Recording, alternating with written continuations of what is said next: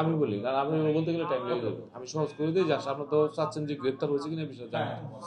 গোলাম আজম পিতা হচ্ছে আব্দুল করিম, ওনার বিরুদ্ধে চাঁদপুর কোর্টে একটা মামলা হয়েছে। এটা চাঁদপুর কোর্টে হচ্ছে বৈদেশিক কর্মসংস্থান ও ব্যবসায় আইনে মামলা হয়, কোর্ট পিটিশন মামলা। ওই মামলায় ওনার বিরুদ্ধে ওয়ারেন্ট হয়। এই ওয়ারেন্ট যেহেতু ওই ঠিকানাটা আমাদের এখানে বর্তমান ঠিকানা ছিল আমাদের পল্টন থানাতে, ওনার একটা ব্যবসায়ী প্রতিষ্ঠান। তো সেই ওয়ারেন্টটা পাওয়ার পরে আমরা ওনাকে বিভিন্ন সময় খুঁজতে থাকি। সেই প্রেক্ষিতে আমরা গতকালকে অর্থাৎ 17ই জুন সকালবেলা ওনাকে আমরা আটক করি নন্দীপাড়া থেকে, ওনার বাসা থেকে আটক করে থানায় নিয়ে আসি। পরে নিয়ম মোতাবেক ওনাকে আমরা বিজ্ঞ আদালতে প্রেরণ করি। পরবর্তীতে জানতে পারি উনি ওই মামলায় জামিন পেয়েছেন।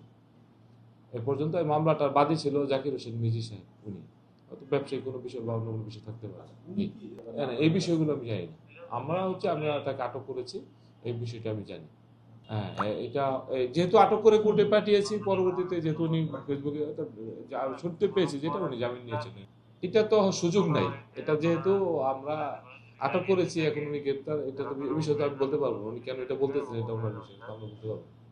আমাদের বক্তব্য হচ্ছে এই, ওনাকে আমরা আটক করেছি, যে ব্যক্তির নাম বললাম এই ব্যক্তিকে আমরা আটক করেছি।